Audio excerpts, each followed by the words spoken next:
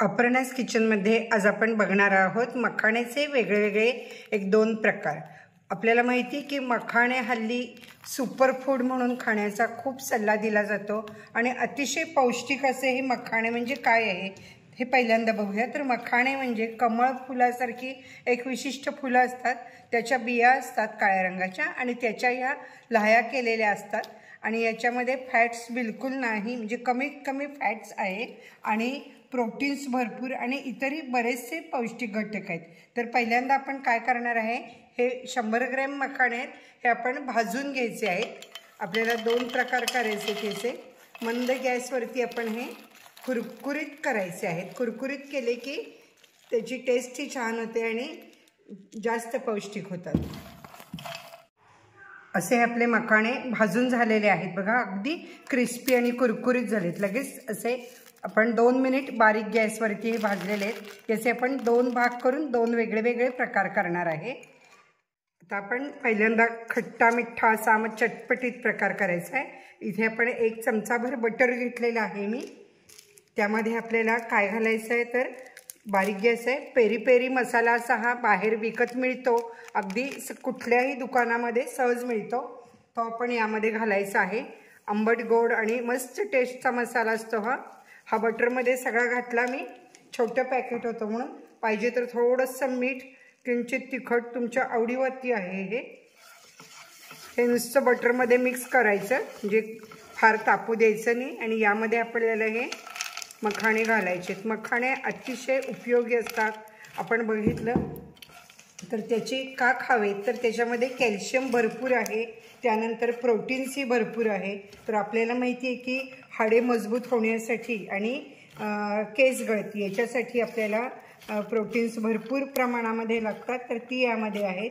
त्यानंतर calcium, iron आणि carbohydrates आणि फायबर हे सगळंच आहे, त्यामुळे लहानांपासून मोठ्यांपर्यंत मखाणे कधीही चांगले। त्यानंतर शुगरसाठी सुद्धा आणि बीपीच्या पेशंटला सुद्धा चांगलं। आणि असे हे अगदी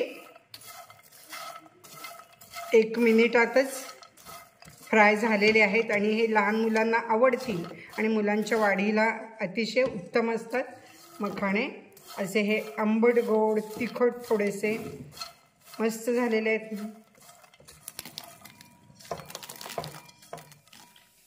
आता आपण पुढचा प्रकार करणार आहे गोड मखाणे आणि मुख्य थंडीचे दिवस आहेत, संक्रांतही जवळ आलेली आहे।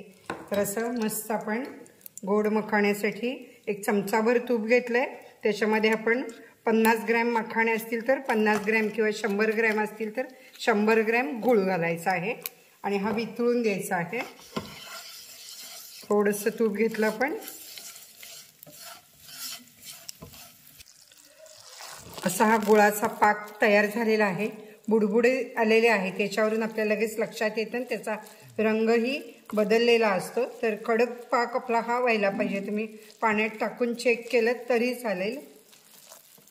आता हे आपण त्यामध्ये हे मखाणे घालायचे आहेत